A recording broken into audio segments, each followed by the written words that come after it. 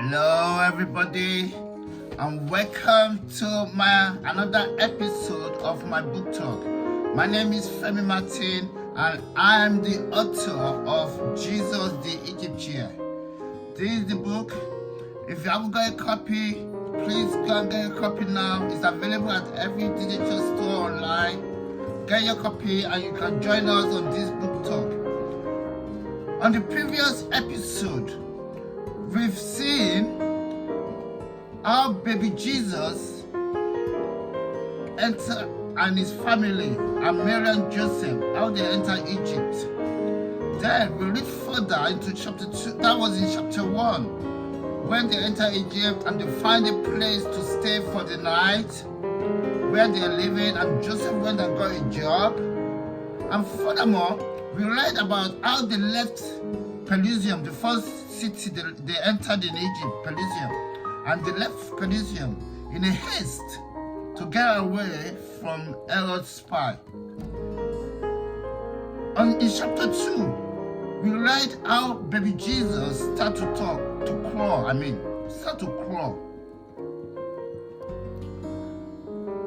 And what led to it. Now we are in chapter 3 on this episode. And the chapter title for this chapter 3 is Learning to Talk. Learning to talk. Here we're going to learn how baby Jesus actually learned to talk. How he start to talk. So without much further ado, we go straight into the chapter. Chapter 3, Learning to Talk. As the family progressed from Tebasta, they traveled further south. Joseph hopes that if they stay away from Jews like themselves, there will be little to no problem. With this thought in mind, he leads the family towards Bebes, stopping only for the night in caves. Mary strapped baby Jesus onto herself with a cloth to make the walk easier. And while they walk, she sings and tells him stories to keep him busy on the road until he goes to sleep. When they eventually stop for the night in a cave, Joseph is quick in getting a fire going and a place to sleep for the baby first before he makes their own. They often stay up together long after baby Jesus has gone to bed. The necessary train in the morning is feeding baby Jesus and washing him. Somehow they've been able to find sustenance for themselves through the journey. It's like God has set signs and wonders to follow them everywhere they go. Food and water come easily, and the only thing they need to worry about is people finding out who they are. They know that will be dangerous for baby Jesus. They don't mind the wonder if they are kept undercover, and so often they are alone in cave or on the mountainside. They reach Bebes 3 days after leaving Tebasta and try to find sustenance among the Egyptians there. Bebes is a small city set within the branches of the Nile. It has a river running through it. At the edge of the city is another river that both rivers run into the Nile. The houses there are built close together with some facing each other, while others have their back to the road. Other houses are scattered. Along the river lies a lot of parchment drying out with kids watching over them. From the size of the city, Joseph knows there will be a small number of Jews around there. But they don't find anything to eat until late evening, when an Egyptian hears the cry of baby Jesus and asks them to come in. Mary sits on a small wall in front of a house and tries to feed baby Jesus, but he continues to cry.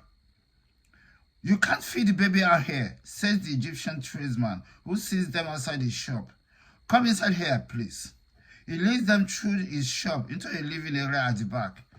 "We've been trying to find a place to stay," Joseph says to the man.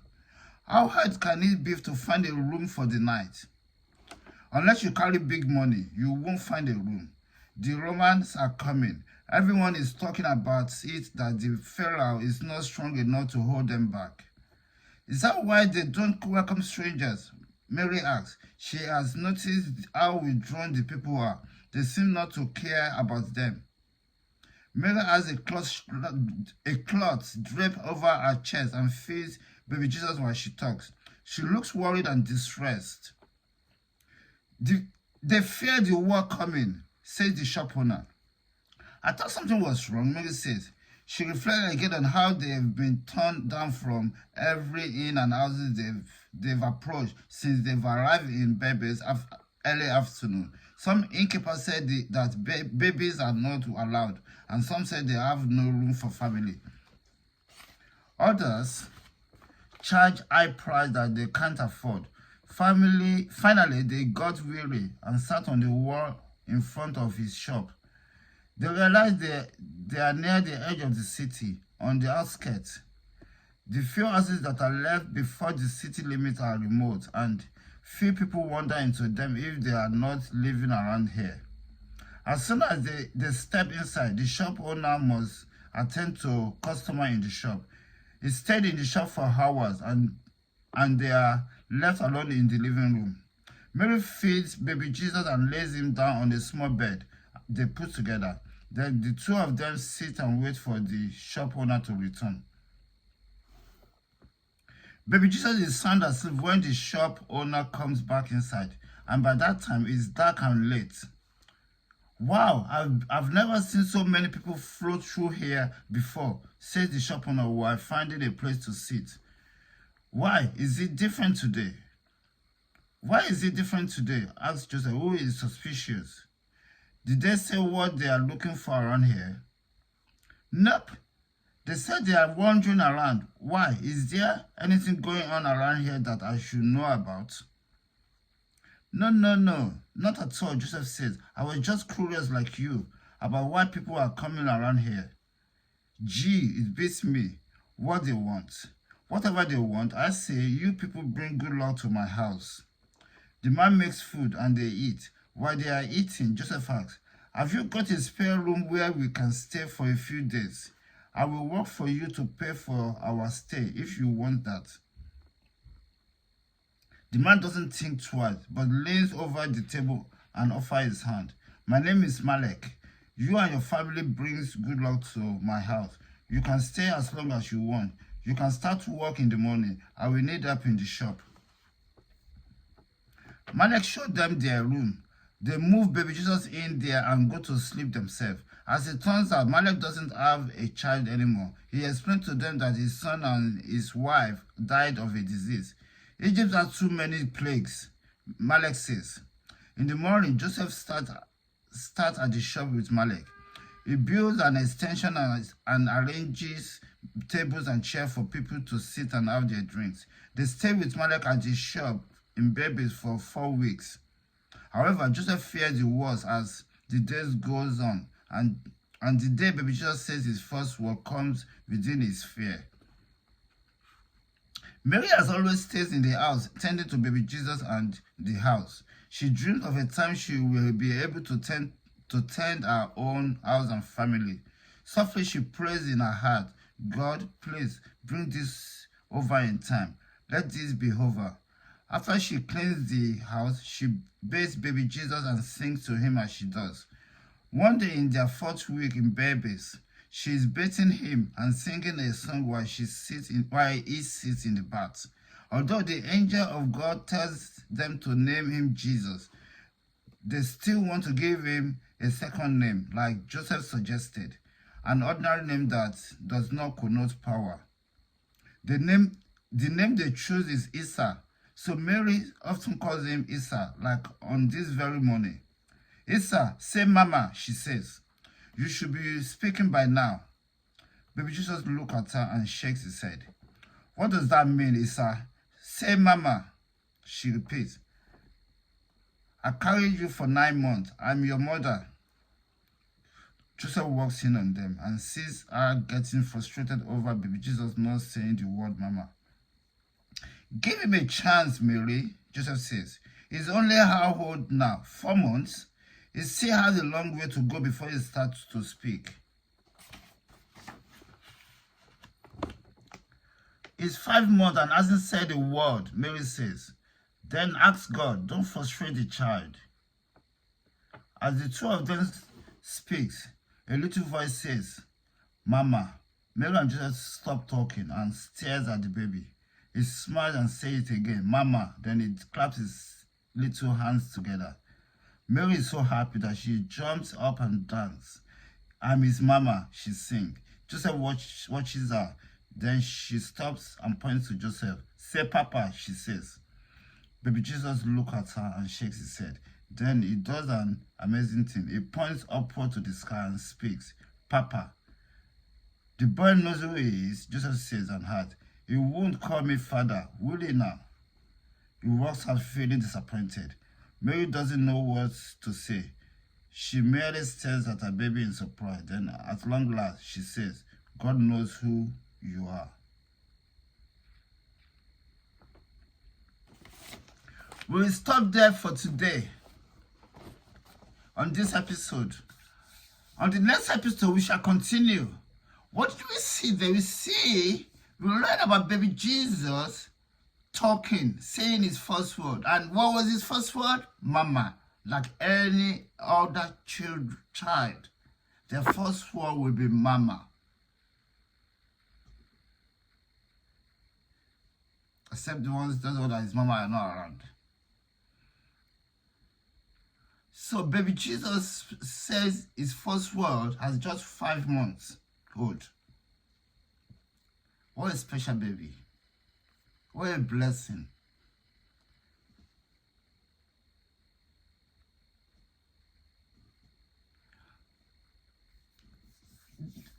Mary getting frustrated that baby Jesus hasn't spoken.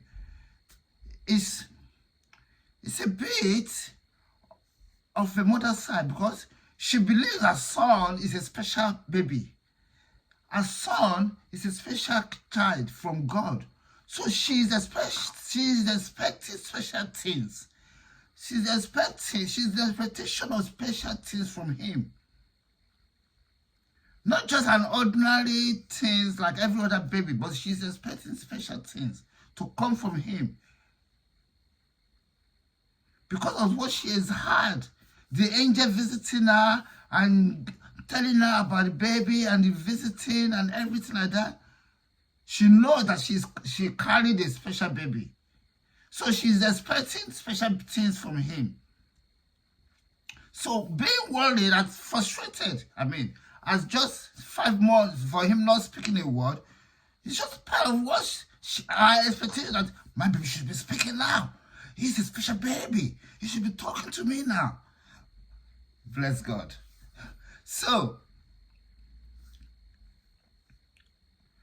we will continue on the next episode.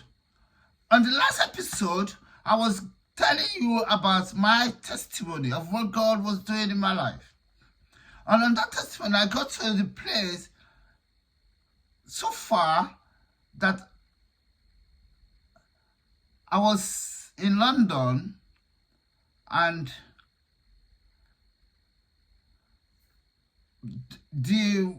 I was at war in the spirit. I was in the spirit at war. Daily, they were with me. And those that are worried against me are with me every day. Daily, every single second of the day. They don't sleep. While I sleep, they are busy working. So, when I lost my place in London then, after coming out of prison, and I lost my place again and my car, I didn't have a place to stay for some time until I got into the YMCA in Romford. I found a place in YMCA in Romford, London then. Then, after I got into YMCA, that's when I settled down started writing. I started writing a book then. Just on pen and paper. Then I would go to the YMCA computer and type it out there. That's how I wrote that book then until I finished it. Though, it's reflecting back on that time, I would say the book was quite very prematurely generated. Because what I was trying to prove the state those time wasn't actually accurate. I would say I was quite missing it out of the mark. But anyway, I wrote that book then, and after that, and why in this period, in my room there, it was filled to the brim with spirit. I can hear their voice. I can hear them in the sky above me. Outside my window, they are there displaying. The sky is open, running up and down, shouting, screaming at me, shouting this or shouting to themselves. And I was busy there, day and night, busy writing this book that I was writing that time. And I was seeing them. And I keep on, I continued praying then. But what I did, after some times, I stopped praying. What I did is that, they were wrestling against me, and I can see them. They are with me every day. But I keep on, their voices, even though when I was praying, I keep on seeing them wrestling with me. And then I stood up and I said to God that if He doesn't eradicate them, I will not pray again. Very funny. Very immature thing to say and to do. But I did that and I stopped praying. So expecting God to wipe all these noises. That kind of thing, I call them noisy pestilence. Noisy pestilence. Or to wipe all this noisy pestilence away. So I stopped praying. Then after that, I had to get I finished my book. Then when I finished that book, give me some kind of boost. I was so happy and everything. I started talking to everybody, talking to this, that I met a girl then, find a girlfriend then. Even though and she visited me and we talked with everything. We were out for 6 months before we separated. After we separated, I tried to go. I got into the university then, East London University, to study computing then. I was still living in the YMCA, and these voices were still with me. So when I got into the university then, in my classroom, when I'm in the lecture theater, when I'm doing lectures, these spirits will come in. Some will stand behind the lecturer and start detecting, trying to dictate for the lecturer. Or some will come and sit around me and they are still shouting, talking. So it's like in the lecture room, I'm not listening to what the lecturer, I can't hear what the lecturer is saying anymore, but to them is what I'm listening to. And it's them I'm watching every time. I'm not watching what's going on and concentrating on what the lecturer is saying. And there was a point, it came to a point that when I was doing studies, it's that they moved into the university then. Because the whole way, I started walking around spirit, this spirit, that's everything. So it was like,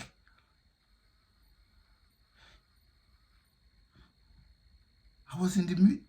So I was so baffled then that I couldn't concentrate, and then so I had to drop out of school after the first semester.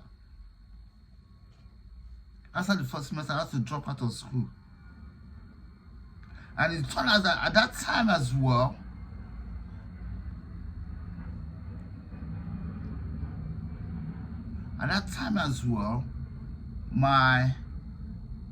because that time I couldn't even afford to pay my rent at the YMCA anymore then. So I had to leave the YMCA then as well. So everything just collided. Because a loan what happened that time was a student loan which was accepted on the computer, that you said accepted, guaranteed accepted. I waited for it for almost a month for a response, and after a month, when the university started, I was turned down. They said they couldn't guarantee it anymore, accept it anymore. So my finances flushed out. So I had to move out of the YMCA and drop out of school as well. Drop out of the uni. So and where is my next point to go there? I don't know when to go. But before I leave the room that day, I packed my bag, pack everything without knowing where to go. But before I leave the room that day, a spirit said, go to Southampton. I saw the spirit that said it, and I know the voice that said it that time. But I left the house the YMCA that day without actually confirming where I'm going. I just left, and that was it. What happened next, I'll let you know in the next episode. Thank you for watching and listening. Bye.